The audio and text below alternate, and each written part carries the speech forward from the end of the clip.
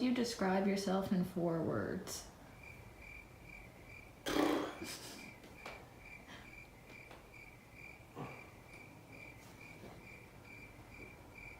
Definitely, not to sound like weird, but unique. Mm-hmm. It's okay to say confident things. I just want to hear. Okay, that's fair. Yeah. Alright, well, unique or like different for sure, because I'm definitely not the average person that I meet. Pretty friendly. I think I'm a friendly guy. When it comes to performing and stuff, I think I'm pretty turned. Like I'll use turned as a word. As far as my music goes and all that, I'm gonna say turned. And turned as a defining word. I don't even care. That's not something I'm going to say. And then otherwise, I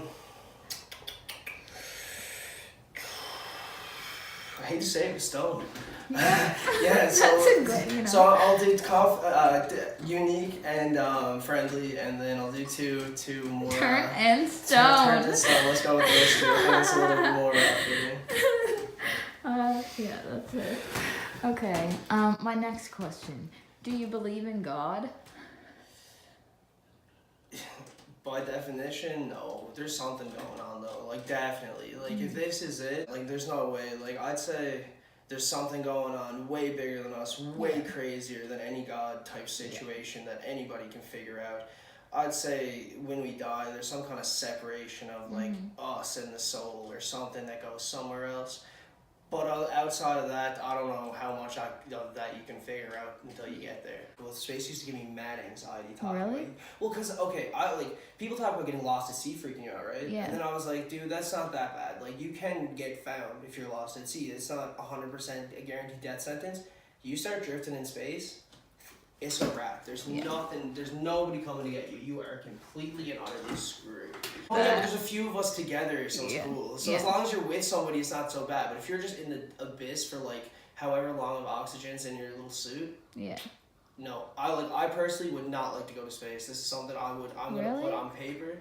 I don't want to go to space. There's so much of the world I haven't seen before I'm gonna go to space, and I don't know how like successful they are getting up and down every time. There's so many little things that make me kind of anxious about space. Still, though, I'm more open to it than I ever was. What the heck? Oh, it's a scary concept if you think about it. And just a void. I'm glad I asked that question. No, it's such a long time. If you could do a day trip to space, maybe you could get me convinced. Like 48 hours to the moon. I gotta spend a day there, then I get to come back. Maybe, but it takes like a month to get there, and then you're stuck in there once you're going. So like. What if you don't like the people you're on the ship with? There's so many factors I don't think people consider, and you also had to be like 5 foot. It's a lot of stuff people don't consider about this whole space. Yeah. There's definitely another planet somewhere with something on it. Yeah. Moving around is pretty sweet. I'm 100% believer of extraterrestrial life. Like that has to exist. That was one of my questions. That was my next question. I'll beat you to that one. That's like something like I 100% believe that there has to be life other than here because like there's life here. Yeah. So by that logic, there's somewhere else. And also, I have this thing that like. Why do people think about aliens? Like, where did that even come from? Like, where does that thought process come from? And like, why do we have a specific image that we all have? Like, kind of a fucking obsession with aliens. Why are people like a solid amount of people obsessed with the idea of aliens? Obsessed with the idea that aliens did this, aliens did that. Maybe they did, maybe they didn't. But like, even in the hieroglyphics, there's like stuff like pictures of sky people dropping stuff down, and that's pretty crazy. Yeah. Now that could always be like I thought about. That could be people from the north.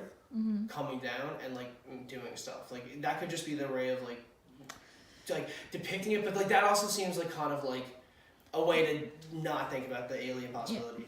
So like I definitely think that there's life somewhere. Do they fly around in saucers like little green people? I don't know, but like where did that idea come from either? Like too? I mean, I think maybe they're like maybe they can't reach us type of thing. I think they're much farther than we are. Like, I don't know. In my opinion, I think that aliens are not fit like a real physical thing. So I've had that thought before too. it's like a Again. multi-dimensional being that is not on our frequency, True. and it's influencing our thoughts and actions, you know, in a way. But we do not have the senses because we're in this. The senses that we have are only meant to pick up certain things. That's possible, but I think like even with that, I think there's third dimensional aliens. Like I'm gonna go as far as say that true. like on our level, because I've thought about that too. I'm like, what? Like we got like solids, liquids, gases. Like that's what we know as far as matter. They could have something completely, and like plasma, I guess, but they could have something completely different that we can't even perceive. Like, they say ducks see 7 colors, we don't. What the fuck do aliens see? Like that's crazy. Well, okay, they say that like other planets are inhabitable or whatever, but then I look at them and I'm like, by us. But exactly, so you don't know if in these like on Venus in these like acidic places, like you don't know what is existing as a thought form and has a different is on a different frequency, being experienced in a way that we can't see. Yeah, no, like it really is like we live life on like the 3 dimensions. Like after that, and I'm being like, if there's 3, there's probably 4, 5, and 6. Like I don't know. Yeah. Like we can't. I'd be kind of ignorant to say there isn't. So like, yeah, like there's probably like different like dimensions on here moving around, like on Earth, like walking around, and they can't see us and we can't see them, and that's just maybe that's what there's a theory. Well, that's like I think deja vu, ghosts, and what I just said are all one thing. Yeah. I think like okay, you can walk into a room where something really crazy happened, and I think you can kind of get like a sense of that energy, and that can kind of take you back, and that's where you can get kind of a deja vu feeling, or you can see something that tricks you and like might look like a ghost or might look like a person like crying or walking down a hallway or something, because like you caught that energy. Now that could also just be someone planting that seed in your head too. But as far as like I do think there's something to it. There's something about it because like I think people can have collective thoughts. Like I think thoughts can transfer to each other, especially depending on like their like relationship to each other or like what they're doing at the time, or just even like I don't know, because people have been reported to have the same dreams and stuff. Like so like I don't know. I do think you can have connected type of thoughts like that. So I do think maybe collective consciousness as a species in a way. It's and I don't think it's all the way there, but like I think that is something that could be tapped into potentially, but I think it's something that we see in short bursts and maybe less and less now with our different ways of communication that might stifle that type of thought process. But like I don't know, the fact that you can connect to like someone else's events in their life and just like really feel it. It's like it's interesting. It as like us as like a species for sure. Because I think that some people like I just see it all as energy. So like when I'm I can be in a room with some people and just be hanging out, and then something pops into my head about something that's going on, and then someone right after says what I just thought, and I'm like, oh, that that kind of just bounced into my head. Yeah, it's kind of like you just caught. Yeah, like you kind of just know what caught the thought thinking. That was in the air or something. Yeah. Yeah, no, like I get what you're saying. Like, especially when, like you said, when people come up with like the same thing in like just a really short period of time, it's like, oh man, I just had this. I was thinking the exact same thing. You really can have a whole gang of people and really feed off your energy and put that out there. But that's something that you got to do for yourself, and that can be pretty taxing on you too. But like it does. I think there is something to like some sort of collective consciousness, or having some kind of like, it could be just a pseudo family mentality too, that like a pack mentality that you're putting on. Like if you want to get really scientific about it could just be some sort of pack mentality type of thing. But like there is something that makes us want to come together and be together and work together. Yeah. But if you aren't in like a positive environment, you're only gonna go down. And that's something I tell like anybody, and I mean I'm guilty of it too, putting myself in the wrong places and really messing me up for like longer periods of time than I wanted to. But it's like the people that you hang around, or even just like the way that you kind of like decide you want to run your life is definitely 100% influential on the way you make music, on the way you can like even just like carry yourself, the amount of people that like kind of want to be around you, or the amount of people that just seem to like relate to you either way.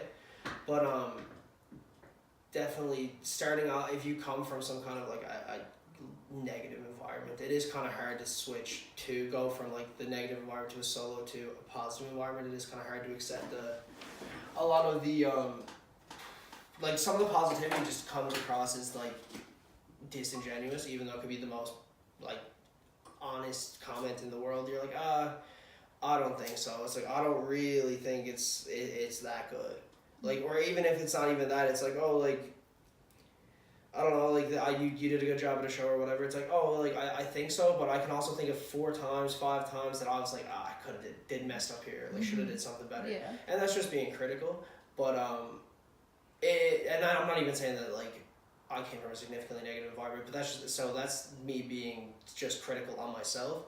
So I can't imagine if someone did come from like a harsh, like, where it's just hard to feel good, then they like become very self-motivated to, sometimes the positivity just comes across as hard to take too. Okay, so when did you start making music? I started when I was like probably like 12 or 13 actually, just kind of like rapping over other people's beats on like a computer mic. But I got like a decent setup when I was like 16 or 17 and really kind of started taking it serious around then. My cousin started producing some music for me, and then we dropped an album, I think it was in 2016, and that's kind of when it really started rolling from there. As far as all that goes now, I started making, I used to have a big thing for like getting people to tell me what they thought of my music, even if they didn't like it. And nowadays, I really don't care. Like, I love getting messages, or I love seeing it on stories. Like, I'll share them all the time, and like I'll say thank you. Like, or if someone comes up to me like, oh, I really like this song, like that's great. But I really don't make music outside of when I feel like it. And if I feel like it. And that's why my releasing sometimes comes very sporadic. Like, I'll release an EP that I made in a night, and maybe 2 or 3 of the songs shouldn't even be on there. But I made it all in like 6 hours, and I was like, no, done, cut, finish, send it off to either Jacob or Spencer, and they'll mix it for me. And then I'm like, all right, we need this as soon as possible, put this out as soon as possible, and then if people don't like it, I'll put it private. Yeah. So, like, that, I don't know, it comes from like just like validating yourself when like with your music, and like even if I like something and it doesn't perform the way I want to, I'll still do it at a show. I'll still force it down people's throats until they're like, oh man, that song's actually pretty good. Like, you actually did a really good job. I didn't think about that. Like at first it was like, oh, that kind of seemed like a throwaway, but then when you really like get into it, it becomes like one of your main songs because you pushed it and you believed in it. Yeah. And people can feel that. Well, I think that there's a big part of like, usually I don't give my opinion on a song or an album until I've listened to it like a few times. Like, just I have to like, you like a song better when you know a few words and can go along with it. So the first time, it's not really. Yeah, no. See, when it comes to like not just mainstream music, but music that I hear, I'm pretty positive about stuff in general. Like, I'm like, oh, this is okay, this is pretty good. It's not until like after I hear something a couple times, like, no way. Like, this is not a song that stays in the rotation. But like, I find when it comes to songs I really, really like, it's the things that kind of creep up on me that like, maybe on autoplay on YouTube, or like the song that plays after on Spotify, I've never heard before. It's by an artist I haven't heard before, and it just gets stuck in my head because I hear like the first 30 seconds like 10 times a day. And then I'm like, wow, this is a really, really good song. Like, example, Flip De Niro, Leave Me Alone. I've never heard another song by him. It's such a catchy song, and I listen to it all the time. It's a great song. I looked at the views the other day, 107 million on the World Star video. That's crazy numbers. And that song's incredibly catchy.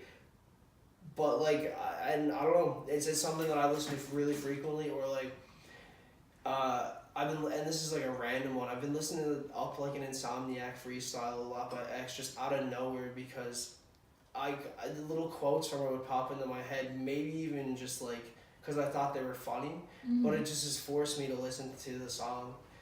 Or like, yeah, I don't know, it's weird how I kind of find the music I like to listen to, where I'll like go and find like old leaked like SoundCloud rapper songs, like.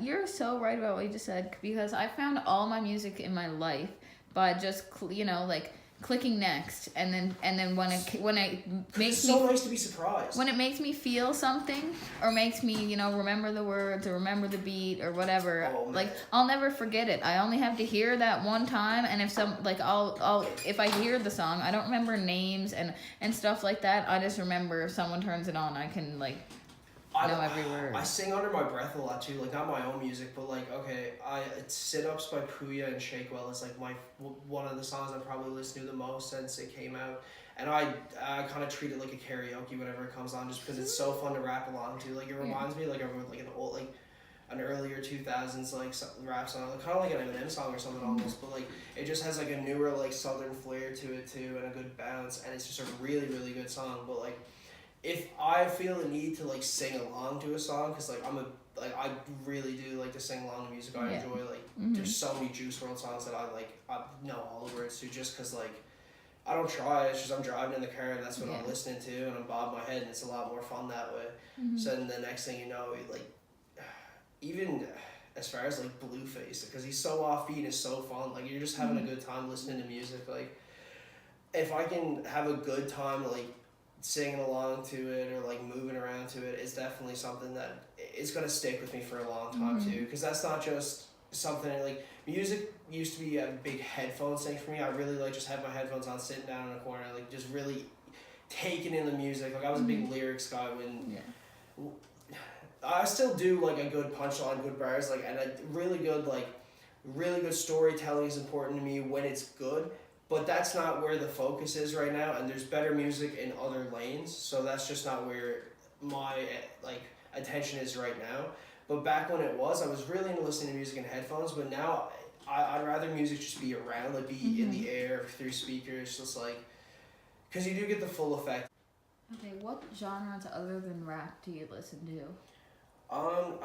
It's more of like different artists I take to, as opposed to genre specifically, because there's nothing that I guess I section off that I really don't like. I mean, like, even as far as like country goes, I'm really big on Johnny Cash. I was brought up on him. Outside of that, there's not a lot of artists, but he's someone that I do like. Also, I do enjoy like Nirvana. The Gorillaz are really cool. I do primarily listen to hip hop. R&B is really cool. It's quite like linked into the hip hop culture, but I do listen to R&B. There's some classic bands, and more so songs especially, that I do enjoy, especially in the right environment.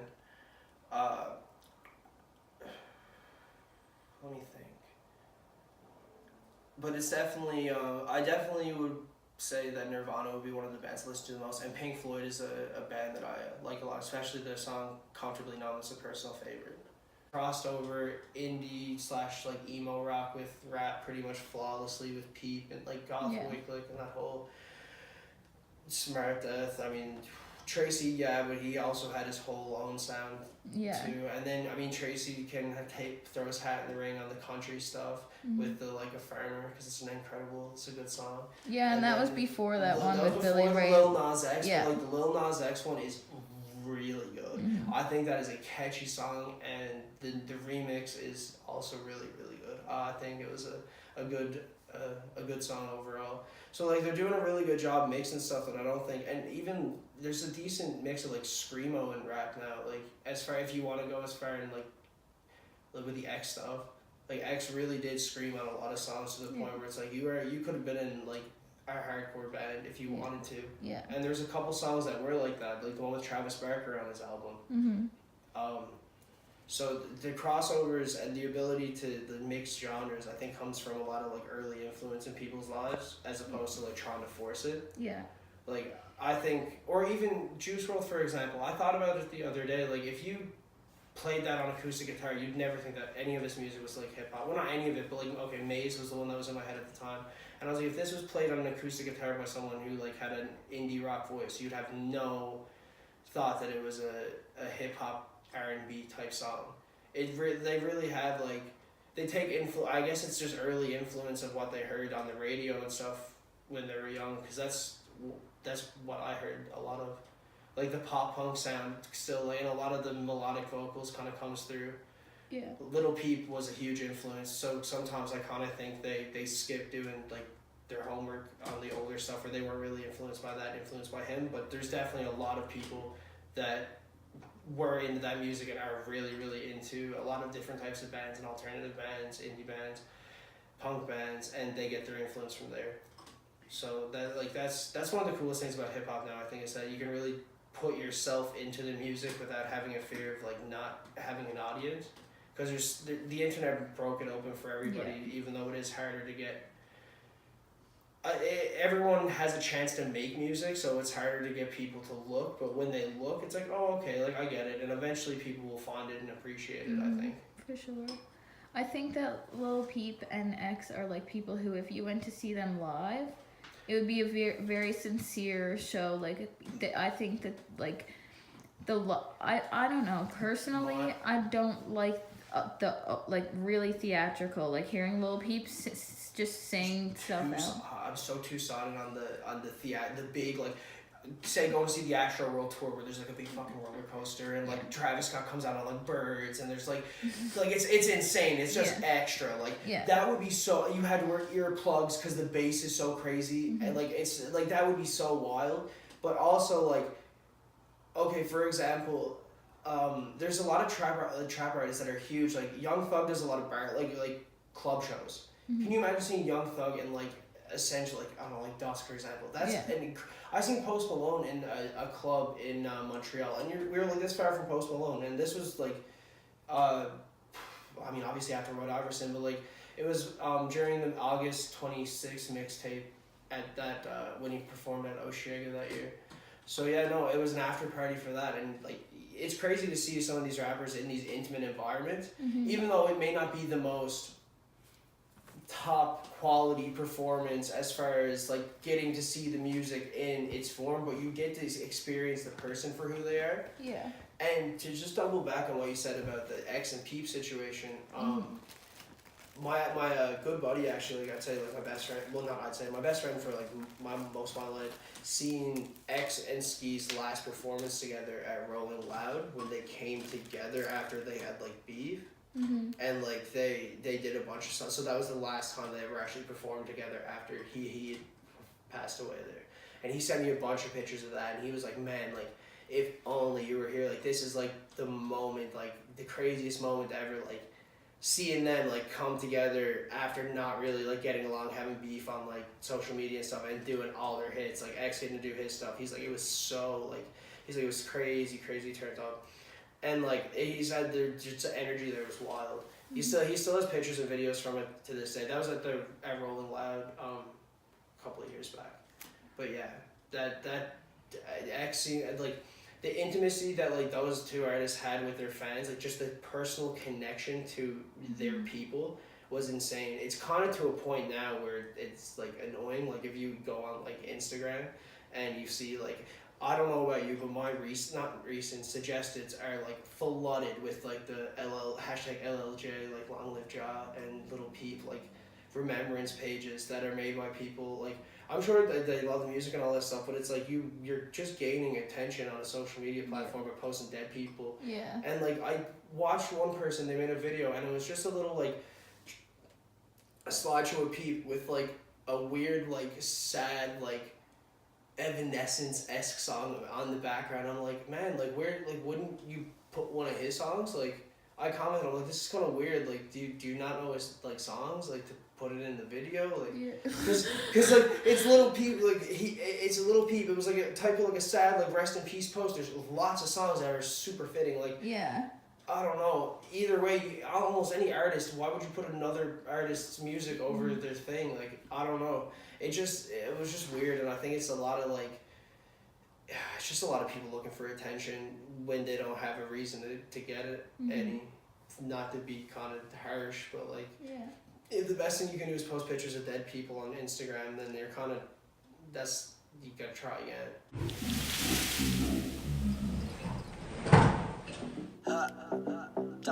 I ain't moving around the city, let some money coming. I can take a past smoke, have it make it double. Watch you drip up on a bitch and fucking on a couple. Worry about nothing, man. All these hoes in number trouble.